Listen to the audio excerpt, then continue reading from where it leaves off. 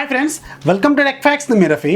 Friends, ఈరోజు ఇండియాలో Xiaomi Redmi go మొబైల్ని లాంచ్ చేసింది. ఇది ఒక ఆండ్రాయిడ్ గో మొబైల్ అనమాట. సో వీళ్ళు గూగుల్తో పార్ట్నర్షిప్లో దీన్ని తీసుకొస్తారు. ఇది ఆండ్రాయిడ్ గో ఎడిషన్ మీద రన్ అవుతుంది. ఆండ్రాయిడ్ 8.1 గో ఎడిషన్తో ఈ మొబైల్ అనేది మనకి వస్తుంది. ఇది ఒక్క కంపెనీ కాదు, మిగతా రకరకాల కంపెనీలు కూడా మనకి టాప్ కంపెనీలు ఈ మధ్య మనకి గో ఎడిషన్ మీద అలాగే ఆండ్రాయిడ్ 1 ప్రాజెక్ట్ మీద కూడా గూగుల్తో కాంట్రిబ్యూషన్లో వీళ్ళు ఇవి మొబైల్స్ అనేవి తీసుకొస్తున్నారు. ఇక దీంట్లో ఈ గో అనేది లైటర్ వేరియంట్ అనమాట. మనకి ఏదైతే ఆండ్రాయిడ్ 8.1 ఒరియో ఉంటుందో సో దాంట్లో లైటర్ వేరియంట్ ఓఎస్తో ఈ మొబైల్స్ అనేవి రన్ అవుతాయి. అలాగే దీంట్లో ఏవైతే గూగుల్ అప్లికేషన్స్ ఉంటాయో ఇవన్నీ అప్లికేషన్స్ కూడా మనకి లైటర్ అప్లికేషన్స్ మాత్రమే అవైలబుల్గా ఉంటాయి.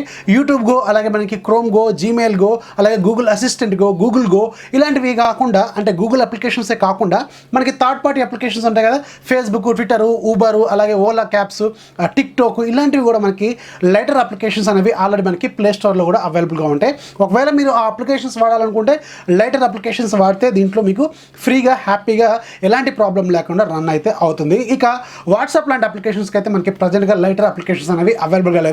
ఒకవేళ మీరు వాట్సాప్ వాడాలనుకుంటే ఖచ్చితంగా వాట్సాప్ రెగ్యులర్ యాప్ ఏదైతే ఉంటుందో దాన్ని ఖచ్చితంగా వాడాలి. ఇక దీంట్లో మనకి 1GB ర్యామ్ ఉంటుంది, 8GB ఇంటర్నల్ మెమరీ ఉంటుంది.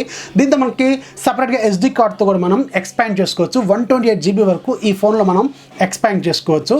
ఇక దీని ప్రైస్ మనకి 4,499 రూపాయలు పెట్టారు. సో 4,500 రూపాయల దగ్గర అయితే ఇది ఖచ్చితంగా కొనే ఫోన్ కాదనేది నా అభిప్రాయం. అది కాకుండా ఇది మనకి ఆండ్రాయిడ్ ఓఎస్తో కాకుండా ఆండ్రాయిడ్ లైటర్ ఓఎస్తో ఇది వస్తుంది. సో లైటర్ ఓఎస్ కాబట్టి మీకు హెవీగా మీరు పెద్ద పెద్ద అప్లికేషన్స్ అయితే దీంట్లో ఖచ్చితంగా రన్ చేయలేరు. అది కాకుండా ఇంకొక 500 రూపాయలు వేసుకుంటే మీకు అక్కడ అసెస్ జెన్ఫోన్ లైట్ L1 కూడా మీకు అవైలబుల్గా ఉంది.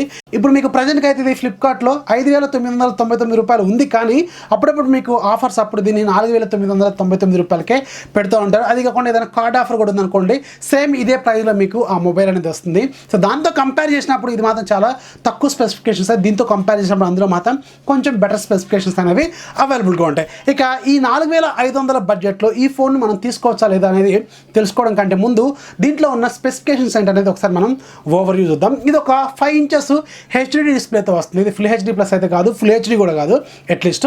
సో దీంట్లో మనకి 720x1280 పిక్సెల్స్ అయితే అవైలబుల్గా ఉంటాయి. దీంట్లో పిక్సెల్ డెన్సిటీ మనకి 294 ppi అయితే ఉంటుంది. ఇది ఒక HD డిస్ప్లే, బాగానే ఉంటుంది, ఎలాంటి ప్రొడక్షన్ అయితే లేదు, రెగ్యులర్ IPS LCD డిస్ప్లే అనమాట. సో మనకి ఆ బడ్జెట్లో HD డిస్ప్లే కంటే మనకి ఎక్కువ బెటర్గా అయితే ఏమీ రావు. కానీ అసెస్ జెన్ఫోన్ లైట్ L1లో మాత్రం మీకు HD ప్లస్ డిస్ప్లే వస్తుంది. అక్కడ మీకు 720x1440 పిక్సెల్స్ అయితే ఉంటాయి. సో దీంతో కంపేర్ చేసినప్పుడు అక్కడ కొంచెం బెటర్ డిస్ప్లే అయితే మీకు అవైలబుల్గా ఉంటుంది. ఇక దీంట్లో మనకి వాడిన ప్రాసెసర్ Qualcomm Snapdragon 425 ప్రాసెసర్ని వాడారు. ఇది ఒక quad core processor, 1.4 GHz speed అయితే ఉంటుంది. ఈ Qualcomm Snapdragon 425 ప్రాసెసర్ అనేది ఎప్పటి నుంచో లాస్ట్ 3 years నుంచి ఏదో ఒక ఫోన్లో మనకు కనిపిస్తూనే ఉంది. ఒక మంచి ప్రాసెసరే, ఆ బడ్జెట్లో మనకి ఆ ప్రాసెసర్ కంటే ఎక్కువ అయితే మనం ఎక్స్పెక్ట్ చేయలేదు.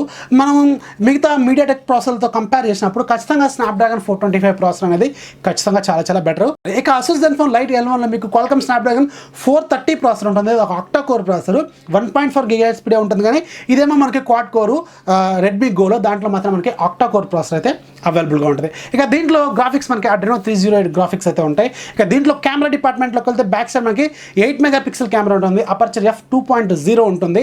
సో ఇదైతే కొంచెం పర్లేదు, ఆ బడ్జెట్లో మనకి 8 మెగాపిక్సెల్ కెమెరా అయితే యాక్సెప్ట్ చేయొచ్చు. ఫ్రంట్ సైడ్ మనకు కూడా సింగిల్ కెమెరానే ఉంటుంది, 5 మెగాపిక్సెల్ కెమెరా, అపర్చర్ f2.2 ఉంటుంది. సో దీంట్లో మనకి AI బ్యూటిఫై మోడ్ కూడా అవైలబుల్గా ఉంది.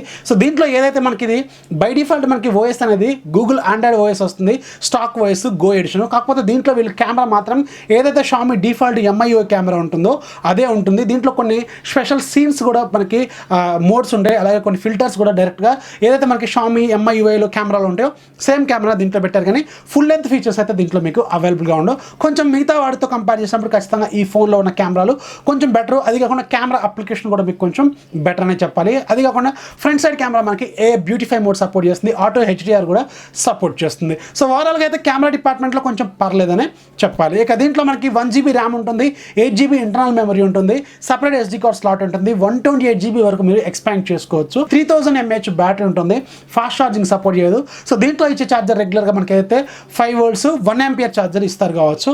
అలాగే దీంట్లో ఉన్న ఛార్జర్ ఏదైతే ఉందో మనకి ఓవర్ వోల్టేజ్ ప్రొడక్షన్ కూడా ఆటోమేటిక్ ఇది సపోర్ట్ చేస్తుందని చెప్తున్నారు. 380 volts వరకు ఇది సపోర్ట్ చేస్తుందని చెప్తున్నారు. సో ఇది కొంచెం పర్లేదు, బాగానే ఉంటుంది.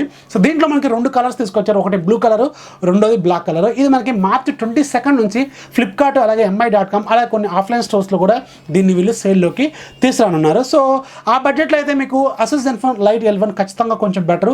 సో దాంట్లో మీకు బెటర్ డిస్ప్లే ఉంటుంది, HD+ డిస్ప్లే ఉంటుంది, Qualcomm Snapdragon 430 ప్రాసెసర్ ఉంటుంది, అలాగే మనకి బ్యాక్ సైడ్ 13 మెగాపిక్సెల్ కెమెరా ఉంటుంది, ఫ్రంట్ సైడ్ కూడా కొంచెం బెటర్ కెమెరాలు అయితే అవైలబుల్గా ఉంటాయి. సో ఓవరాల్గా చూసుకుంటే ఈ బడ్జెట్లో మాత్రం రెడ్మీ గో ఎడిషన్ మీరు స్కిప్ చేస్తే బెటర్. అది కాకుండా ఇది లైటర్ వేరియంట్స్ అనమాట.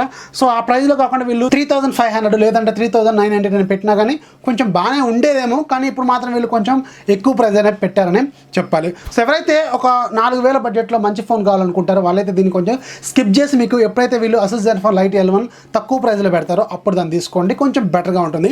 ఒకవేళ మీరు 6-7 వెళ్తే అక్కడ మీకు ఖచ్చితంగా ఇంకా కొంచెం బెటర్ ఫోన్స్ అయితే అవైలబుల్గా ఉన్నాయి, రియల్మీ C1 లాంటివి. సో వాటిని కూడా మీరు ఒకసారి చెక్ చేయొచ్చు. సో ఇది ఫ్రెండ్స్ ఓవరాల్గా రెడ్మీ గో గురించి. ఇందులో మనకి డ్యూయల్ సిమ్ సపోర్ట్ ఉంటుంది కానీ డ్యూయల్ వోల్టీ మాత్రం సపోర్ట్ చేయకపోవచ్చు.